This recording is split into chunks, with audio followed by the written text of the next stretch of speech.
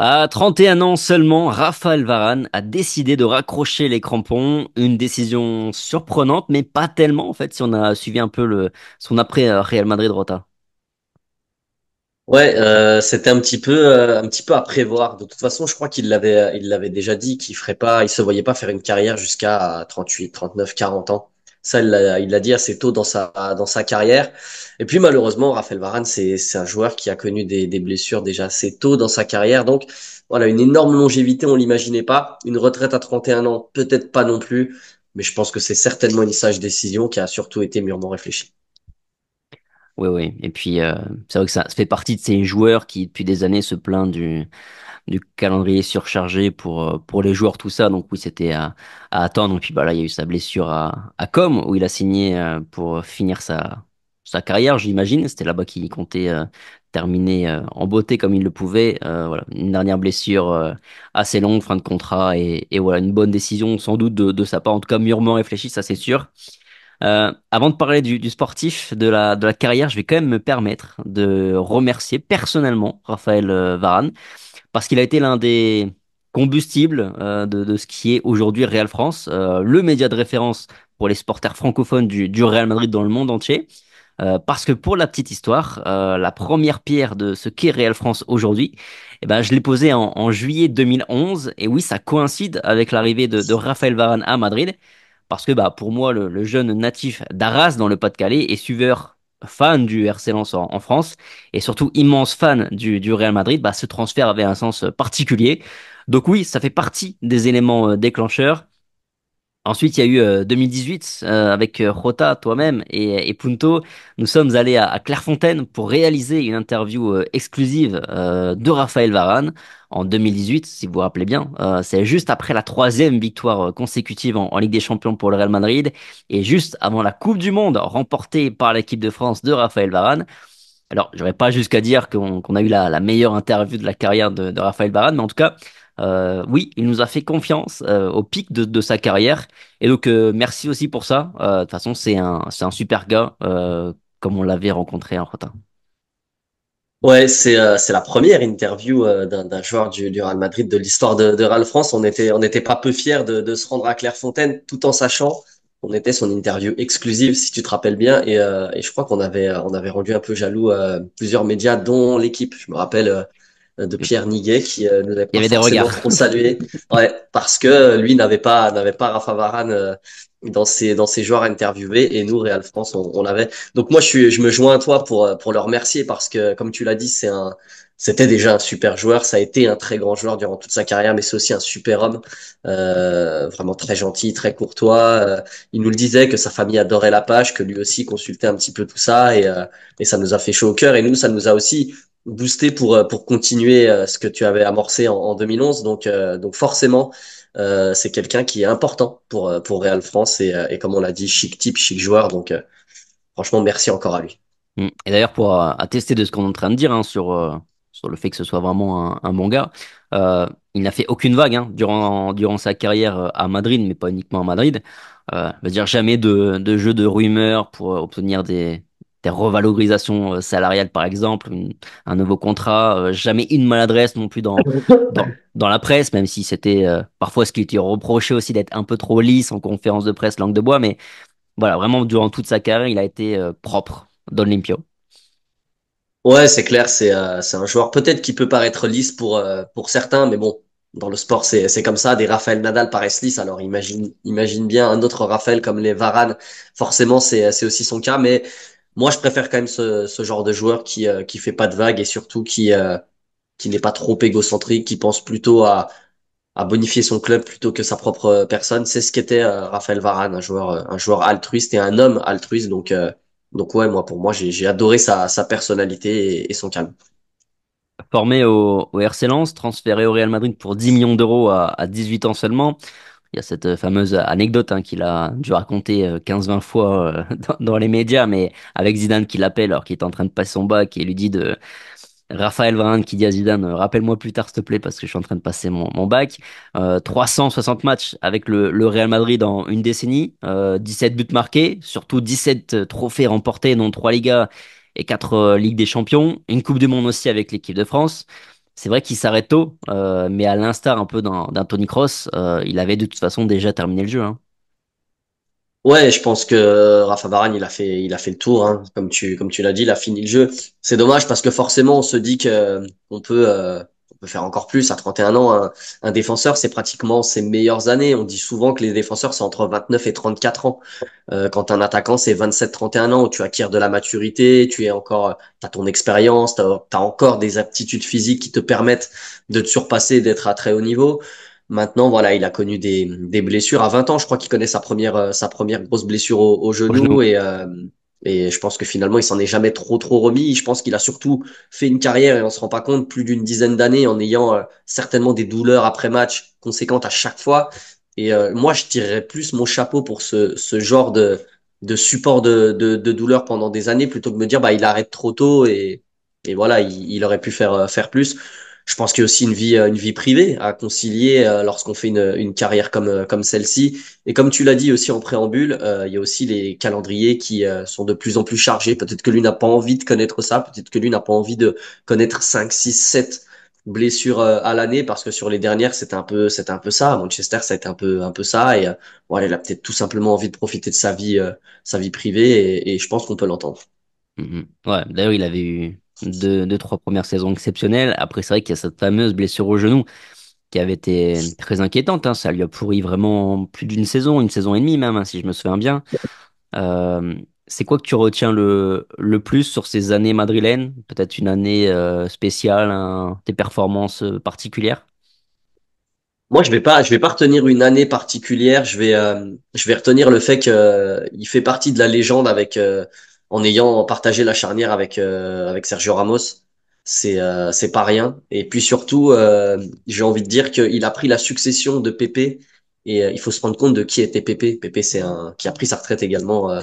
Il y a très peu de temps, donc comme un symbole. Mais il a pris la succession de Pépé au Real Madrid et c'était pas gagné, franchement, de suppléer Pépé et qu'on s'en rende pas compte, entre guillemets, de prendre 4 Ligues des Champions, de prendre 3 Ligas, 17 titres, comme tu l'as dit.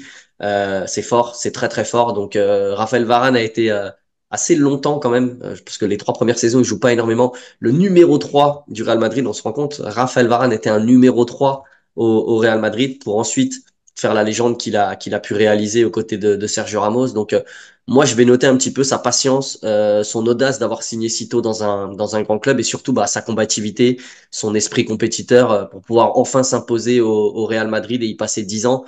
Voilà, c'est ce qu'on appelle la combativité, l'abnégation, le courage et pour ça vraiment c'est des valeurs qui lui ressemblent et chapeau parce que c'est ce que je vais retenir de Raphaël Varane, c'est cette capacité vraiment à brûler les étapes, en tous les cas à passer les étapes pour devenir une légende et la légende qu'il a été au Real. Mm. D'ailleurs, d'une certaine manière, ça fait partie vraiment des premiers joueurs très jeunes que le Real Madrid va chercher comme ça en Europe. C'est un peu ce qui a aussi amorcé finalement la nouvelle politique qu'on connaît au Real Madrid depuis plus d'une décennie maintenant, à savoir qu'on va chercher les jeunes joueurs très tôt et on les intègre très vite. D'ailleurs, Raphaël Varane, c'est vrai qu'il jouait pas. Ouais, c'était vraiment le troisième sur les deux, trois premières saisons, mais il avait quand même vraiment marqué tout le monde à ses débuts. Il y avait ces deux buts là lors des classicos exceptionnels. J'étais au stade, c'était ma première au New Camp d'ailleurs, et c'était, si je dis pas de bêtises, le Real l'emporte 3-1 et gagne de 2 buts d'écart au Barça, et ça faisait plus de 50 ans avec ce doublé de Varane que le Real Madrid ne s'était pas imposé de plus d'un but d'écart au New Camp, donc c'était un fait très historique. Mm. Et d'ailleurs, à ce moment-là, il prend la mesure sur Pépé, hein, sur Pep. Je me souviens qu'il passe devant avec Mourinho sur la fin du passage de la dernière saison de Mourinho. Il devient titulaire. Après, il a ses problèmes de genoux. Et dans le même temps, on a Pep qui arrive à son prime, hein, très clairement, qui devient le meilleur défenseur du monde. Donc, très logiquement, reprend sa place. Après, Varane devra attendre un petit peu plus pour d'abord récupérer de son genou et après prendre véritablement la succession. Je pense qu'entre 2014-2018, c'est là où Varane a vraiment son meilleur passage, là où il a plus de régularité avec le Real Madrid, hein, avec les Ouais, trois Ligues des clairement, Champions. il enchaîne énormément. Je trouve qu'il y a énormément de connexions avec Sergio Ramos. Je pense aussi qu'il apprend aux côtés de l'Espagnol parce que ça devient un très très très bon relanceur, même si c'était déjà une qualité en Ligue 1 et au RC Lens, mais ça devient un très bon relanceur. Jeu court, jeu long, parce qu'il a un très très bon jeu long également, Rafa Varane. C'est un joueur complet, ouais, durant ces quatre années-là, même durant toute sa carrière, mais très bon de la tête, énorme sens de l'anticipation, très bonne relance.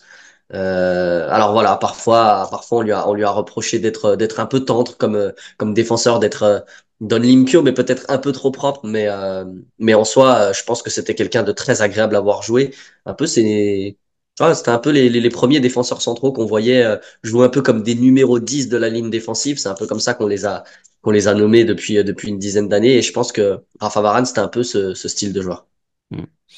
Et d'ailleurs, c'est vrai que ça, je l'ai vu passer sur Twitter, mais c'est vrai que ça fait partie aussi peut-être des derniers défenseurs qu'on voit comme ça, grands, un peu élancé, tu vois, un peu mince, même s'il est pas mince, hein, il est très costaud. Raphaël Varane, c'est beaucoup de muscles hein, qui a sous le maillot, mais tu vois, un peu élancé, vraiment très grand. Aujourd'hui, tu as vraiment les centraux sont plus des masses musculaires, véritablement.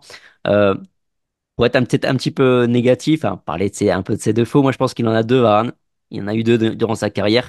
Au-delà, peut-être, t'es un peu parfois trop propre, comme tu disais. C'est que offensivement, je l'ai dit, il a marqué 17 buts, mais je pense qu'il aurait dû en mettre le double parce que, euh, et ça, on se tenait souvent la tête, c'est il prenait beaucoup de ballons dans les deux surfaces et aussi celle en attaque chez l'adversaire, mais il concrétisait très mal les actions. Et la deuxième chose, peut-être un peu plus problématique, je pense, ce qui a peut-être nuit aussi parfois à pas à son image, mais enfin bref, qu'il a un peu dévalorisé aux yeux du public, c'est que Varane, quand il se plantait, quand il passe à côté d'un match, c'était vraiment à fond. Tu vois, il faisait pas les choses à moitié. Et d'ailleurs, il n'avait pas cette faculté justement d'un Ramos. Alors Ramos, c'est vraiment le cas extrême dans le sens positif, c'est-à-dire que Ramos, on a pris beaucoup de buts évidemment à cause de lui, mais souvent dans les matchs, surtout sur les dernières années, derrière c'est lui qui était capable d'aller marquer le but égalisateur sur corner, tandis que Varane, tu vois, quand il ratait son début de match, s'il faisait une erreur, une grosse erreur, bah derrière je trouve qu'il avait très rarement cette faculté à réussir à se remettre dans le match, de repartir à zéro et derrière nous faire voilà, il fait un mauvais quart d'heure, mais derrière il fait 75 minutes compliquées. Je trouve que Varane c'était souvent tout ou rien. Ouais, c'est un peu ça, c'est vrai. Je me rappelle d'un match contre City, je crois, en Ligue des Champions. Se fait fustiger comme jamais par les supporters. Nous, je me rappelle qu'on Ouais. en avait des commentaires ultra négatifs le concernant, que c'était plus possible de le voir, qu'il fallait le remplacer, etc., etc. Bon, ça peut arriver. Quel grand joueur n'est pas passé à côté d'un match. Après, c'est vrai qu'il avait pas cette force mentale à la Ramos. Après Ramos, comme tu l'as dit, c'est l'extrême positif. Sergio, c'est vraiment un joueur. Mentalement, rien ne peut l'atteindre et là, on est vraiment sur un personnage très particulier. Moi, je vais revenir plus sur le premier point. Oui, j'en ai souvent rigolé avec mon père. Enfin, rigolé, lui s'énervait beaucoup. C'est vrai que Varane, sur un Real qui a 8 corners dans un match, il en prenait 7 de la tête. Les 7 sur 8 c'était pour Varane. Par contre, les 7 il les cadrait pas. Je pense que Varane, s'il avait cadré la moitié de ses têtes au Real, tu dis le double. Moi, je pense qu'il aurait mis au moins 6 fois plus de buts qu'il a mis. Franchement, il prenait vraiment 90-95% des corners offensifs. C'était fou. C'était tout le temps lui. C'était vraiment tout le temps lui qui prenait les ballons de la tête. Par contre, il ne cadrait absolument jamais. Mm, C'était mm. fou. Mais après voilà, forcément, si un joueur prend tout de la tête et les met toutes, bah tu le mets numéro 9 parce que ça veut dire il a un rendement extraordinaire. Mais oui, c'est vraiment pour les petites choses un peu négatives. Il aurait pu plus marquer, il aurait pu ne pas être régulièrement, enfin sur un match pendant 90 minutes, peut-être au fond du trou. Mais voilà, là on est en train de chipoter parce que finalement il a quand même fait les belles heures du Real Madrid et des défauts évidemment tous les joueurs et même tous les grands joueurs en ont et forcément Rafael Varane n'a pas échappé à ça.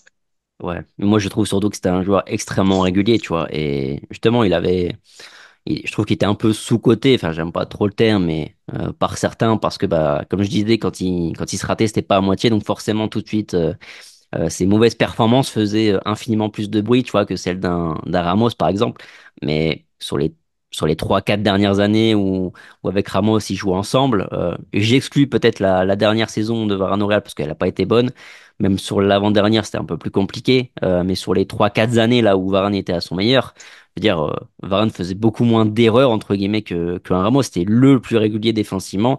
Mais voilà, c'est vrai qu'il avait ce truc-là, de cette incapacité à réussir à rebondir au sein même d'un match quand il y avait une petite erreur. Bref, légende du Real, forcément.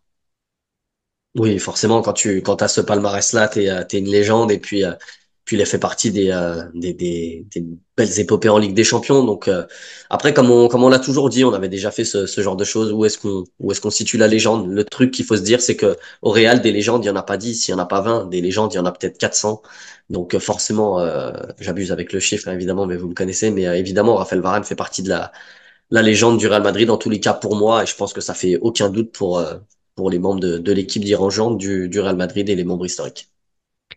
C'est exactement la précision que j'allais apporter parce que je vois déjà venir des commentaires comment ça Varane, légende du Real Madrid, parce que forcément, dans l'esprit de certains, légende du Real Madrid, c'est Di Stefano, c'est Ramos, c'est Cristiano Ronaldo, et que forcément, comme tu dis, il y a plusieurs niveaux. Oui, Varane, c'est pas au niveau de Cristiano Ronaldo, il est pas à cette table-là, mais légende du Real Madrid, comme de toute façon tous les joueurs qui ont participé véritablement à ce back-to-back-to-back du Real Madrid sont des légendes du Real Madrid. Keylor Navas est une légende du Real Madrid, entre autres. Je vais généraliser un peu plus au-delà du cas Varane, car c'est pas le seul cas. Mais on a aussi le cas par exemple de Casemiro là dernièrement, pour prendre vraiment les exemples les plus récents. Mais comment expliquer qu'il disparaisse comme ça en partant du Real Madrid? Moi, je l'ai toujours dit, ça c'est un fait que j'ai toujours dit. Il y a aucun joueur du Real qui part à son prime et qui brille ailleurs. Impossible. J'en ai jamais eu un dans l'histoire. Donnez-moi-en un, c'est pas possible. Il y a aucun joueur qui est parti à son prime du Real et qui a réussi. Le seul, dernièrement, et je peux même vous dire sur 60 années, hein, le seul qui a pu rebondir, mais il n'a pas rebondi directement et il a continué d'être bon, c'est Di Maria, J'allais le dire, ouais. en ayant un passage à Manchester United absolument catastrophique où il a un niveau de joueur de district et il joue jamais. Donc il a rebondi, mais après, dans le club d'après. Quand tu pars du Real, c'est forcément que tu es sur le déclin, en règle générale. Casemiro, on parlait de lui pour partir en Arabie Saoudite. Moi, je suis désolé, mais Rafa Varane, quand il est parti, je sentais que ça ne donnerait rien. Et puis après, on a d'autres joueurs, mais des Danilo, ce genre de joueurs, ils ne partent pas à leur prime, ils partent parce qu'ils n'ont pas le niveau. Un joueur part du Real, soit parce qu'il n'a pas le niveau, soit parce qu'il est en fin de carrière, mais jamais parce qu'il est à son prime et qu'il va réussir ailleurs. C'est quand il est à son prime qu'il rejoint le Real Madrid. Mais un joueur à son prime ne quitte pas le Real Madrid. C'est comme ça, pas autrement. Hmm. C'est-à-dire qu'au Real Madrid, il y a un environnement, hein, il y a un effectif, il y a des statuts, il y a une hiérarchie, il y a une institution qui est forte. En tout cas, sur ces 15 dernières années, c'est sûr il y a aucun club où il y a une stabilité comme il y a au Real Madrid, hein. Ouais, bien sûr, il y a forcément, enfin, t'es pas dans le même cocon que dans un autre club. Forcément, Real, t'as tout et t'as de la pression, comme tu l'as dit, t'as de la hiérarchie. Il y a beaucoup de paramètres qui rentrent en compte. Donc après, t'as des joueurs qui ont brillé après le Real. Attention, hein, je vois déjà les commentaires venir. Robben, Snyder, on va me les sortir tout de suite. Sauf qu'ils partent au Real parce qu'ils sont pas bons, tout simplement. Ils partent pas à leur prime. À leur prime, il y a personne qui part du Real. Il y a aucun joueur qui a son prime qui part du Real. Impossible. Cristiano Ronaldo, il part, il est plus à son prime. Raoul, il part, il est plus à son prime. Casillas, il part, il est plus à son prime. Il n'y a pas un joueur à son prime qui réussit, enfin qui part, il peut partir à son prime, mais qui réussit derrière. Ça n'existe pas. Les seules erreurs que le Real a fait dans les dernières années, on va dire, mais ça commence déjà à remonter, c'est sur les milieux défensifs où successivement, Clarence Seedorf, Makelele et Cambiasso, les trois, tu les laisses partir. Ils sont pas à leur prime. Par contre, c'est des très bons joueurs. Et tu fais trois erreurs successives en les faisant partir, alors que les trois, par contre, là, font des carrières derrière qui sont légendaires. Mais sinon, non, au Real Madrid, t'as tout finalement. Tu vois, t'as plein de joueurs légendaires comme Adebayor, quand il est prêté au Real, il l'avait dit, je suis arrivé au Real, mais j'ai redécouvert le foot. C'est un autre monde. Tony Kroos l'avait dit, il sort du Bayern. Le Bayern, quand même. Bayern Munich, c'est considéré avec le Barça ou Manchester comme les quatre plus grands clubs avec les quatre meilleures infrastructures. Il a dit, le Bayern, c'est extraordinaire. Le Real, c'est un niveau au-dessus. Donc, t'as tout pour réussir au Real et en même temps, t'as une pression incroyable qui fait que bah, s'imposer au Real Madrid, ça relève aussi du génie, quelque part. Ouais. Bon, merci Rota, je pense qu'on a fait le tour pour cette vidéo de remerciements à Raphaël Varane. Dites-nous un peu vous pas ce que vous pensez de Raphaël Varane, mais ce que vous retenez en tout cas de Raphaël Varane et de son passage au Real Madrid. Sur ce, passez un bon week-end, prenez soin de vous, puis on se dit bah, évidemment à très vite parce qu'il y a du show qui arrive pour le Real Madrid. Allez, ciao. Ciao.